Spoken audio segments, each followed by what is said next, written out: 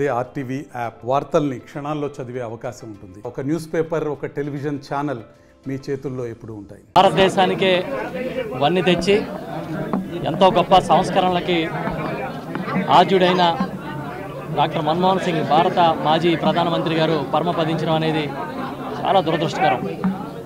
అసలు ఆయన చేసిన సేవలు కానీ, ఈ భారతదేశం ఆర్థికంగా కష్టకాలంలో ఉన్నప్పుడు ఆయన సంస్కరణలతో నిలబెట్టిన తీరు కానీ ఈ దేశం ఎప్పటికీ గుర్తుంచుకుంటుంది. 1990 తర్వాత ఆర్థిక సంస్కరణలో ఆయన చాలా కీలక భాగస్వామిగా ఉన్నారు. ఇవాళ సరళీకరణ కానీ, లేదంటే ప్రభుత్వ విధానాల్లో పారదర్శకత కానీ ఆయన హయాంలోనే ఇక్కడ మనకి ఈ భారతదేశానికి వచ్చాయనేది నిర్వివాదాంశం. అంతేకాకుండా ఆయన టెక్నాలజీని కానీ, లేదా ఈ భారతదేశంలో యువత ప్రోత్సాహానికి కానీ పెద్దపీట వేసినవాడు.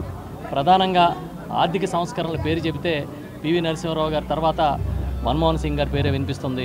ఈరోజు చంద్రశేఖర్ రెడ్డి గారు, గౌరవనీయులు మాజీ శాసనసభ్యులు, నేను, అదేవిధంగా ఇతర మన ముఖ్య నాయకులందరం కలిపి ఇక్కడ సిటీ వైఎస్ఆర్ పార్టీ కార్యాలయంలో ఘనంగా నివాళులు అర్పించడం జరిగింది.